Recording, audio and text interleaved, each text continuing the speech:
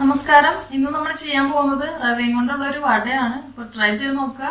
Video ഇഷ്ടപ്പെട്ടാൽ like ചെയ്യുക, comment ചെയ്യുക. അപ്പോൾ നമ്മുടെ റവ കൊണ്ടുള്ള വട എങ്ങനെ ഉണ്ടാക്കുന്നതെന്ന് നോക്കാം.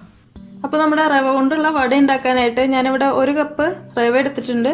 അതുപോലെ 1/2 കപ്പ് തൈര് എടുത്തിട്ടുണ്ട്. പിന്നെ നമുക്കൊരു മീഡിയം സവാള വേണം. പിന്നെ ഒരു 3 പച്ചമുളക് ഞാൻ എടുത്തിട്ടുണ്ട്. അപ്പോൾ എരിവ് നിങ്ങളുടെ അനുസരിച്ചിട്ട് കൂട്ടി കുറച്ചൊക്കെ ഇടുക. അതുപോലെ തന്നെ ഒരു ചെറിയ കഷ്ണം ഇഞ്ചി ചെറുതായിട്ട് കട്ട് ചെയ്തിട്ടിട്ടുണ്ട്. പിന്നെ ആവശ്യത്തിനുള്ള കറിവേപ്പില അതും ചെറുതായിട്ട് കട്ട് ചെയ്തിട്ടിട്ടുണ്ട്. പിന്നെ നമുക്കിതിലേക്ക് ഒരു 1/4 ടീസ്പൂൺ നല്ല ജീരകം വേണം.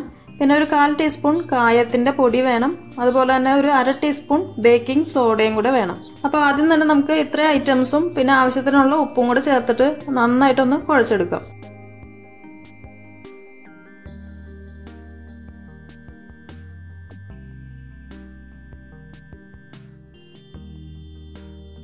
അപ്പോൾ നമ്മുടെ മാവ് നന്നായിട്ട് കുഴച്ചെടുത്തിട്ടുണ്ട്. ഇനി ഇതൊരു അരമണിക്കൂർ റെസ്റ്റ് ചെയ്യാൻ വെക്കുക. അതിനുശേഷം നമുക്ക് വട ഉണ്ടാക്കി തുടങ്ങാം. ഇപ്പോൾ അരമണിക്കൂറായി നമ്മൾ റെസ്റ്റ് ചെയ്യാൻ വെച്ച മാവ് റെഡി ആയിട്ടുണ്ട്. ഇനി നമുക്ക് ഓയിൽ ചൂടാക്കിയിട്ട് ഇത് ഫ്രൈ ചെയ്തെടുക്കാം.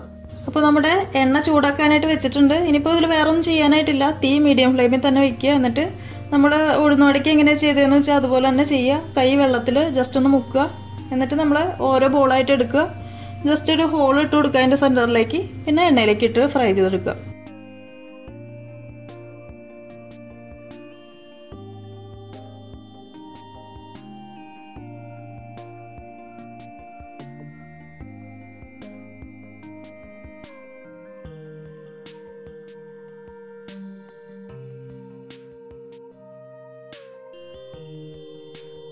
അപ്പോൾ നമ്മുടെ ഫസ്റ്റ് വട റെഡി ആയിട്ടുണ്ട്. ഇനി നമുക്കിത് എണ്ണയിൽ നിന്ന് എടുക്കാം. അപ്പോൾ ഇതുപോലെ തന്നെ ബാക്കിയിരിക്കുന്ന മാവും ഓരോന്നായിട്ട് ഫ്രൈ ചെയ്തെടുക്കുക.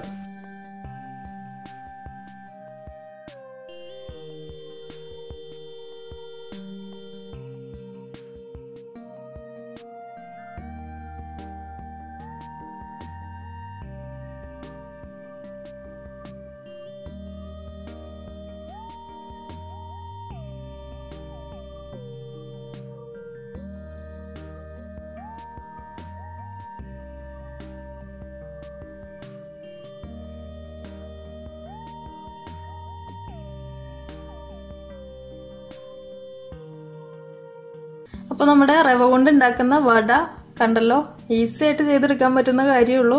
അപ്പോൾ നിങ്ങളും ട്രൈ ചെയ്ത് നോക്കുക. വീഡിയോ ഇഷ്ടപ്പെട്ടെങ്കിൽ ലൈക്ക് ചെയ്യുക, കമന്റ് ചെയ്യുക. അപ്പോൾ അടുത്ത ദിവസം കാണാം. Thank you for watching tasty spot.